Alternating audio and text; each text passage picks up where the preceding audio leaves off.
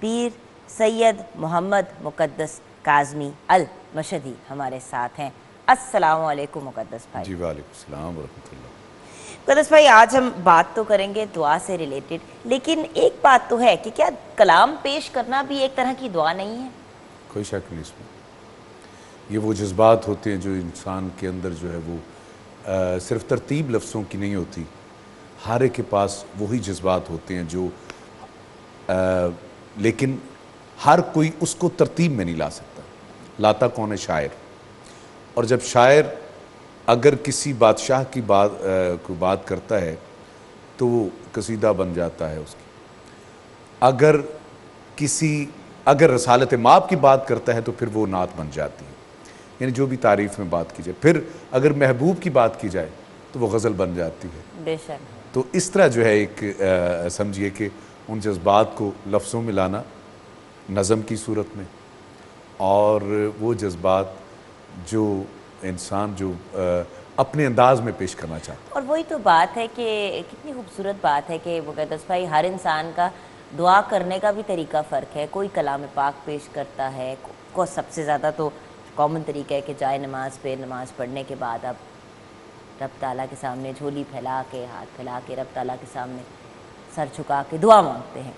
But ہزاروں طریقے ہیں دعا مانگنے کے۔ کبھی کبھی انسان کسی برے مومنٹ سے گزر رہا ہوتا ہے تو اسی وقت بیٹھے بیٹھے کہتا ہے یا اللہ تعالیٰ پلیز میری مشکل آسان کر دے۔ مطلب دعا مانگنے کے بھی ہزاروں طریقے ہیں، اور رب کب کس سچویشن میں دعا قبول کر لیں ہمارے رب کی کوئی جائے نماز کے اوپر دعا کی جاتی ہے، لیکن خدا کو دعا کسی بھی صورت کی جائے خدا کو یہ بہت پسند ہے یہ ادا، اور کہتے ہیں کہ عبادتوں کا مغز ہے یہ دعا۔ باقی میں کہوں علماء کے وہ اس میں وہ حصہ صرف ڈال رہا ہوں کہ دعا ایک ایسی چیز ہے جو خدا کو بہت پسند ہے۔ اور دعا کیا ہے؟ عاجزی ہے کہ اللہ میں تیرا بندہ، میں تیرا عاجز بندہ۔ اب جب آپ اس طرح آج بھی جو بات ہو رہی ہے یہ سمجھے کہ شاید کچھ نہ کچھ آپ کو اسی حوالے سے کچھ ملے گا، کیونکہ مولانا روم سے اب ہم آگے بڑھے ہیں۔ تو اب ہم کہاں جا رہے ہیں؟ اب ہم چل رہے ہیں مولانا جامی کی طرف، اور جن کا اصل نام مولانا نور الدین عبد الرحمن جامی تھا۔ ماشاءاللہ۔ اور اس ہستی کے بارے میں اگر بات کریں تو اکثر یہ ہے کہ منزل تلاش کی جاتی ہے۔ یہ ایسا فنا فی الرسول ہستی تھی یہ کہ جس کو منزل نے تلاش کیا ہے، اور ایسی شخصیت کہ جن کے بارے میں اساتذہ اکرام یعنی جو ان کو تعلیم دیتے تھے ان سے آگے بڑھ جاتے تھے یہ، اور وہ یہ سمجھیے کہ یہ تاریخ گواہ ہے اس بات کی، اور یہ علماء چونکہ بیٹھے ہیں، حال میں مزید کا تقاضا ہوتا تھا کہ کچھ اور بھی۔ تو کیا ہوتا تھا کہ پھر ایک جگہ پہ نہیں، آپ کی جو نا پیدائش جو ہے ایران میں ہوتی ہے، اور ہرات ایک افغانستان کا آج شہر ہے، تاریخی شہر ہے، وہاں پہ آپ تشریف لاتے ہیں درس نظامی کے لیے۔ اور اسی طرح یعنی جن اساتذہ سے میرے پاس ان کی تاریخ موجود ہے، اساتذہ سے جن سے ملاقات ہوتی ہے وہ ہیں مولانا جنید اصولی، جنید بغدادی نہیں، جنید اصولی، اور مولانا خواجہ علی سمرقندی ہیں، شہباز الدین محمد ہیں، اور اس کے علاوہ پھر سمرقند آپ تشریف لے گئے، اور سمرقند میں جس ہستی سے ملاقات ہوتی ہے وہ مولانا محمد صلاح الدین موسیٰ تھے۔ ٹھیک ہے۔ اور اسی طرح بے شمار آپ ممالک میں پھرتے رہے، اور پھر کیا ہوتا ہے کہ آپ اساتذہ کو یعنی جو اچھا اس میں دونوں چیزیں آتی ہیں۔ بچپن میں انہوں نے قرآن کو حفظ کیا، پھر اس کے بعد درس نظامی میں فقہ کی تعلیم حاصل کی، پھر انہوں نے جو ہے منطق کی تعلیم حاصل کی، اور پھر صرف روحانیت نہیں یعنی باطنی علوم سے بھی آپ مزین ہوتے رہے۔ اچھا، جیسے کہ مختلف جیسے میں نے کہا کہ مختلف علوم جس میں فقہ کا ہے، پھر جو ہے وہ منطق کا ہے، اس حوالے سے آپ نے تعلیم حاصل، مطلب ان کا انٹرسٹ بہت ہے اسلامی، چونکہ اچھا والد چونکہ بچپن سے ہی آپ کے فوت ہو گئے، اور آپ پھر اعلیٰ تعلیم کے لیے ہیرات میں تشریف لائے. اور سب سے بڑی جو بات میں کہنے جا رہا ہوں کہ جو خود درس نظامی حاصل کیا کرتے تھے، آج ان کی کتاب جو ہے وہ پڑھائی جاتی ہے شرح ملا جامی کے نام سے، اسی درس نظامی. اور ایک اور میں نے جملہ یہ کہا، اور تقریباً 56 جو ہے وہ کتابوں کے یہ مصنف بھی ہیں. 56 کتاب، جی 56 کتابوں کے مصنف بھی ہیں. اور یعنی کہ جب انسان تھوڑا سا ہوش سنبھال لیتا ہے اس کے بعد ہر سال ایک کتاب بھی آپ نکالیں، مطلب اٹس ناٹ ایزی ایک کتاب لکھنا. لوگ ایک کتاب لکھ کے اپنے آپ کو بہت بڑا رائٹر کنسیڈر کرتے ہیں. 56 بکس، اور پھر ہر کتاب یعنی روحانیت پہ بھی لکھی، وہ بھی کمال کر دیا. اور اگر دوسرے فنون پہ لکھی وہ بھی کمال کر دیا. اور میں نے آپ کو کہا نا کہ یہ اساتذہ اکرام سے یعنی وہ جہاں پہ پہنچا رہے ہوتے تھے یہ آگے بڑھ کے بات کر رہے ہوتے تھے. تو یعنی حل من مزید کا تقاضا بھی کیا کرتے تھے. اور بطور خاص جو میں اس ہستی کے بارے میں جو میں کہنے چاہوں گا کہ قرآن کی آیت ہے یتلو علیہم آیاتہ ویزکیہم ویعلمہم الکتاب والحکمہ وان کانوا من قبل لفی ضلال مبین.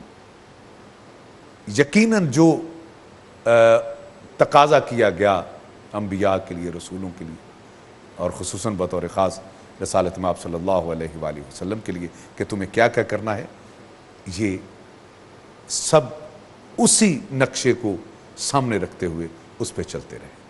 ماشاءاللہ. یہاں پہ ہم چھوٹی سی بریک کی طرف جائیں گے. قاری صاحب بہت بہت شکریہ آپ کا. اور ویورز جب ہم واپس آئیں گے تو اپنی اسی گفتگو کو کنٹینیو کریں گے.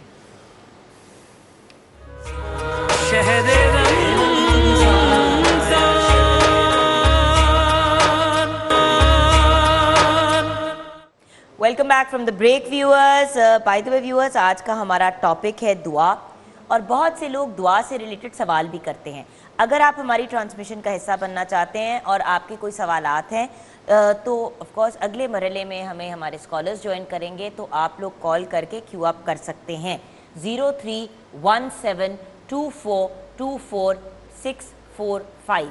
آپ اس نمبر پہ کال کر کے ہمارے اسکالر سے بات کر سکتے ہیں. اسکرین پہ بھی نمبر چل رہا ہے، please go ahead and call us. اور بائی دا وے اگر نعت کے سفر سے ریلیٹڈ بھی اگر آپ کا کوئی سوال ہے تو ہمارے ساتھ ہمارے بہت ہی پیارے بھائی پیر سید محمد مقدس کاظمی المشہدی ہیں. جی مقدس بھائی اپنی جرنی کو کنٹینیو کرتے ہیں. آج آپ نے کلام نہ سنایا نا میں آپ سے ناراض ہو جاؤں گی. نہیں، بالکل سنائیں گے، کیونکہ حضرت جامی کے بہت کلام ہیں، اور ایسے ان کے بھی ایسے کلام ہیں جس کے حوالے سے رسالت مآب کی خود انوالومنٹ میں یہ بہت مولانا روم کے بھی بہت تھے، لیکن آپ نے کچھ خاص سنانا بہت اس پہ میں ضرور سناؤں گا، چونکہ ان کے بہت معروف بھی ہیں، اور جو ہے چونکہ ان کا لینتھی پروسیس بہت تھا، یعنی ان کی بہت کم ایسے پوائنٹ ہیں کہ جو یعنی اکثر لوگ جو ہے نہیں دکھاتے، وہ دکھانے کی کوشش کی. اور ایک بات جو حضرت جامی کے اعتبار سے میں کہوں گا کہ خدا کے لیے آپ خود بھی پڑھیں. یہ تو ہم صرف ایک آپ سمجھیں کہ ہائی لائٹ کر رہے ہیں ان کی زندگی کے حوالے سے، کہ جس میں نے کہا کہ یہ تو صرف ایک ٹیزر ہوتا ہے، جیسے کہ آپ نے اس دن بھی بار بار مقدس بھائی ایک ہی بات ویورز کہتے ہیں کہ دیکھیں یہ آپ کے اندر ایک انٹرسٹ پیدا کرنے کا، ایک سوال پیدا کرنے کا، سوچ پیدا کرنے کا ایک اٹیمپٹ ہے. اب یہاں سے آپ کتنی ریسرچ کرتے ہیں، کتنی کھوج کرتے ہیں، کس طرح اپنے گھر والوں کو اس چیز میں انوالو کرتے ہیں، یہ آپ پہ ڈیپینڈ کرتا ہے. جی بالکل.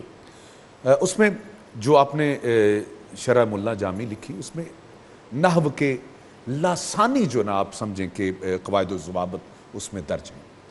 اور اس کے بعد صرف اس تعلیم سے ہی آراستہ نہیں تھے، بلکہ آپ کو آفتاب تصوف بھی کہا جاتا ہے. آفتاب تصوف. اب تصوف کا تصور اگر میں پیش کرنا چاہوں تو یہ کافی لینتھی ہو جائے گا سلسلہ.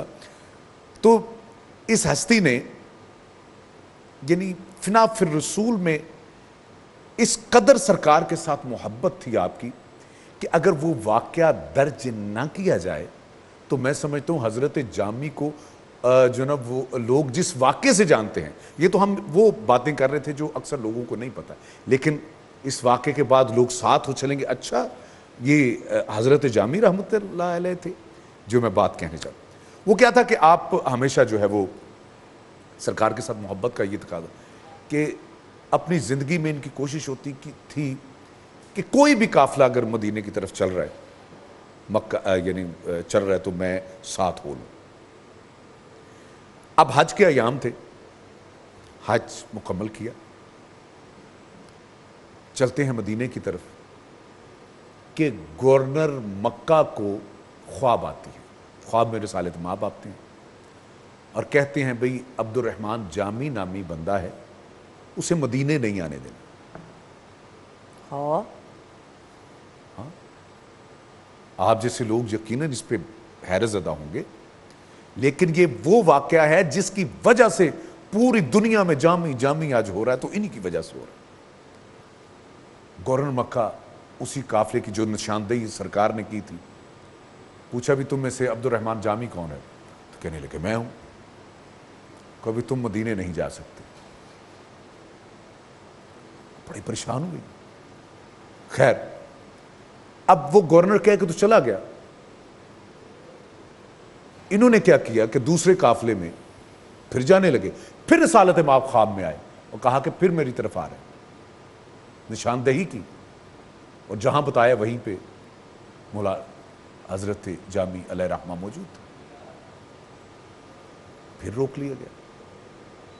تیسری دفعہ وہ کیا کہتے ہیں کہ ایک قافلہ جو اس طرف جا رہا تھا صندوق میں بند ہو کے اونٹ کے اوپر جو ہے نا تیاری کی.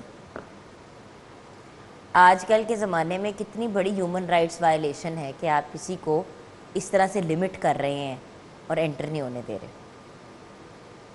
بٹ یہ زمانہ ہی ایسا تھا.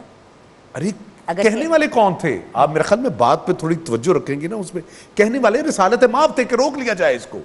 یعنی گورنر صاحب اپنی طرف سے نہیں کر رہے تھے یہ بات, یہ تو میں سمجھانا چاہ رہا ہوں آپ. نہیں بٹ روک بھی رہے ہیں اور وہ ان کو بھی وہ بھی آ رہے ہیں, کچھ سمجھ نہیں آ رہی نا مجھے. وہی نتیجہ جب نکلے گا I don't understand کہ ادھر سے یہ بات ہو رہی ہے ادھر سے یہ بات ہو رہی ہے. why؟ ہاں یہی تو جب روک لیا تو روک لیا, بس آپ رک جائیں. آپ سمجھ رہے میرا پوائنٹ؟ ہاں اچھا آپ اس پوائنٹ سے کہہ رہے اس ہیں پوائنٹ سے کہ اگر روک کر رسالت مآب نے روک لیے تو یعنی تقاضا یہ تھا ادب کا کہ آپ رک جاتے. لیکن یہ روکنا ایسا تھا, یہ روکنا ایسا تھا. اچھا یہ ایسا روکنا تھا, میں ایک مثال پیچھے چلا جاتا ہوں. ٹھیک ہے. حضرت موسیٰ علیہ السلام جب فرعون, دیکھیں میں کہتا ہوں وہ کتنا کریم ہے خدا کی قسم, وہ ذات, وہ خدا کی ذات کتنی کریم ہے کہ حضرت موسیٰ جب فرعون کو پتہ چل گیا کہ اب میں بچنے والا نہیں ہوں, تو اس نے حضرت موسیٰ کو آواز دی کہ موسیٰ مجھے بچا لے. تو حضرت موسیٰ نے, اب غور بات چونکہ بڑی باریک سی بات ہے یہ سمجھنا پڑے گی, حضرت موسیٰ نے کوئی توجہ نہ کی, غرق ہو گیا, مر گیا. اب جب فرعون غرق ہو گیا ہے نا, اب حضرت موسیٰ کی جب ملاقات ہوتی ہے خدا کے ساتھ, تو پتہ ہے آپ کو کہ خدا نے حضرت موسیٰ سے کیا کہا کہ موسیٰ یہ تجھے پکارا ہے, تو نے کیوں نہیں بچایا؟ تو حضرت موسیٰ کہتے ہیں اے خدا وہ تیرا دشمن تھا. اب یہ بات بھی پسند تھی خدا کو, یہ بات بھی پسند تھی لیکن کہ وہ کہہ رہے. اب میں آپ کو جو دیکھیے گا, میں وہی سوال, اسی سوال کا جواب دے رہا ہوں. دوسری طرف خدا نے کہا اگر وہ مجھے پکارتا نا اس انداز شاید میں اسے معاف کر دیتا. اب ایک طرف یہ بھی حضرت موسیٰ کی بات بھی خدا کو پسند ہے کیونکہ ان کی نیت ان کے ساتھ ہے. نیت یہ ہے کہ یہ خدا کا دشمن ہے اور خدا کہہ رہا ہے کہ میں رحمان و رحیم ہوں, میں نے اگر مجھے وہ پکارتا تو میں. اب آئیے اس طرف. ٹھیک ہے. اب تقاضا یہ ہے کہ جامی کو مت آنے دے. ٹھیک ہے. کیوں پوچھا گیا کیوں؟ اب یہ بات گورنر صاحب کو بھی نہیں سمجھ آئی. انہوں نے سمجھا کہ شاید کوئی بہت ہی گناہوں سے لتھڑا بندہ ہے جس کی وجہ سے جو نا رسالت مآب نہیں آنے دے رہے. ٹھیک, اب صندوق میں بند ہیں, ادھر صندوق میں بند, پھر مدینے کی سفر شروع کر رہے ہیں. دوسری طرف مکہ کے گورنر کو پھر رسالت مآب خواب میں آتی کہ جامی پھر چل پڑا ہے, اسے روکو. اور اس وقت وہ یعنی نشاندہی بھی کی کہ وہ کس جگہ پہ موجود ہے. اس صندوق کی جو ہے نشاندہی کی, اسی صندوق کو کھولا گیا تو جامی. اب ایک طرف حلیمی کے ساتھ رسالت میں آپ اسے بتا رہے ہیں, اب یہ گورنر جو ہے نا غصے میں آ گیا اور حضرت جامی کو پکڑ کے جو ہے وہ جیل کے اندر جو ہے نا وہ پھینک دیا, جسے کہتے ہیں اریسٹ کر لیا. اب حضرت جامی بہت پریشان ہے کہ آخر کون سی وجہ ہے کہ اتنا عرصہ ہوا میں آ رہا ہوں, اس دفعہ کیوں مجھے جو نا آنے نہیں دیا جا رہا. اب جب اس کو غصہ, اب دیکھیں غضب میں آ گیا نا یہ گورنر. دوسری طرف کیا ہوا کہ حضرت جامی کو اب غصے میں اس نے جیل میں بھی ڈال دیا, اور یہ چونکہ تاریخ اب مختلف حوالوں سے کہ ہو سکتا ہے اس پہ سختی بھی بہت ساری کی ہو. رسالت مآب خام میں آتے ہیں گورنر کے, پھر کہا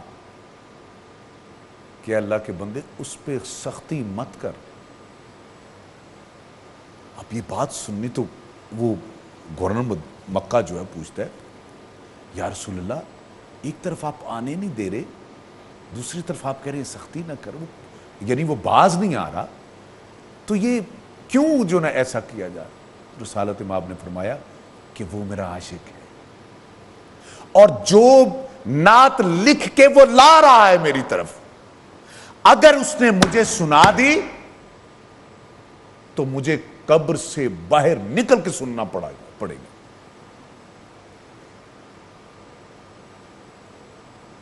کیا کہا کہ مجھے قبر سے, پھر خود ہی رسالت مآب فرماتے ہیں کہ اگر میں قبر سے باہر آ گیا تو یہ ایک فتنہ ہوگا, یعنی ایک لفظ اس میں خاص طور پہ, یعنی کہ یہ ٹھیک نہیں یعنی ہوگا, اس کا میں مفہوم آپ کے سامنے جو پیش کرنے جا رہا ہوں کہ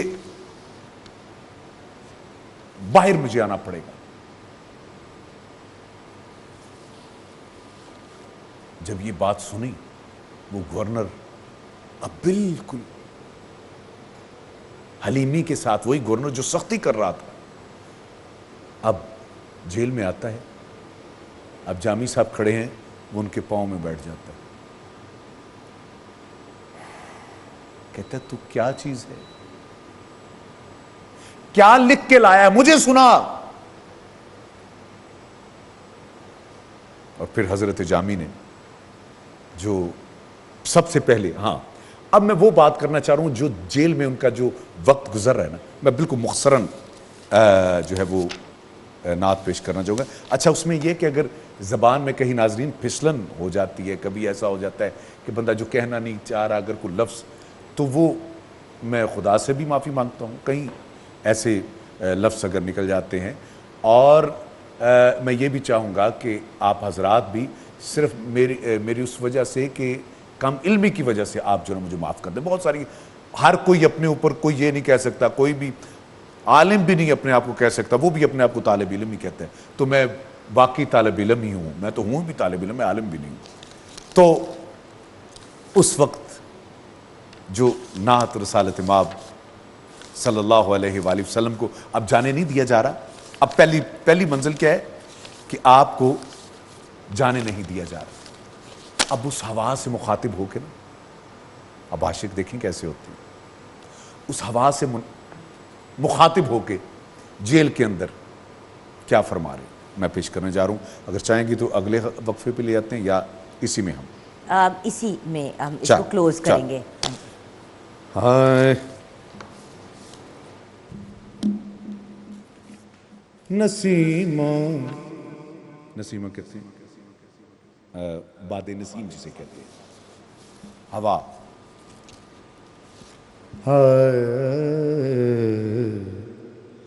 نسیمہ جانب بدخواہ گزر کن. ماشاءاللہ. نسیمہ جانب بدخواہ گزر کن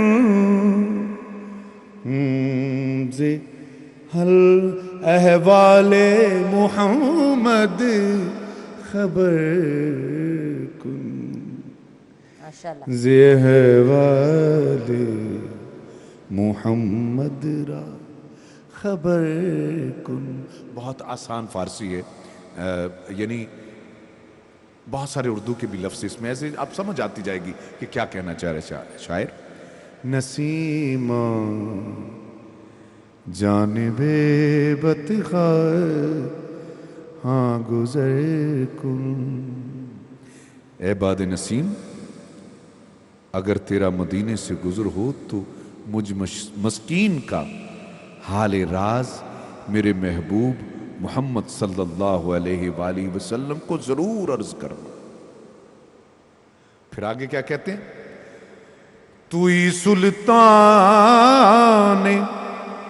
عالم یا محمد، بے شک. توئی سلطان عالم یا محمد، ضروے لطف سوئے من نظر کن.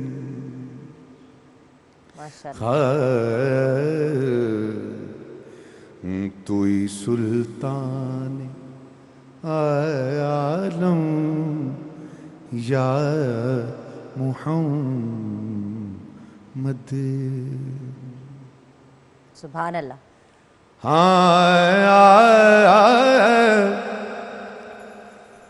بے بری جان مشتاقم باجا، بے بری جان مشتاقم باجا، فدائے روزائے خیر البشر کن. ماشاءاللہ. فدائے روزائے خیر البشر کن. نسیمہ جانب بتخار نظر کن. اور مقطع میں کیا فرماتے ہیں، اور یہ میں آپ کو خدا کی قسم، جب یہ تحریر ہو رہی تھی ہماری آپس میں ڈسکس ہو رہی تھی تو لکھنے والے جناب علمدار شاہ صاحب کی بھی آنکھوں میں آنسو تھے، میری بھی آنکھوں میں آنسو تھے. ایک عجیب سی کیفیت میں وہ لکھ رہے ہیں نا. اب فرما رہے ہیں مشرف گرچ شد جامی ز لطفش. مشرف مطلب اگر مجھے رسول اللہ صلی اللہ علیہ وآلہ وسلم کے روزے پر فدا ہونے کا شرف مل جائے تو اے میرے خدا مجھے دوبارہ اور بار بار یہ موقع دینا، اللہ اکبر. اور ان کے روزے پہ میں فدا ہوتا جاؤں. آمین. ہاں مشرف گرچ شد جامی جامی ز لطف، خدا رائی کرم بار دیگر کن. خدا رائی کرم بار دیگر کن.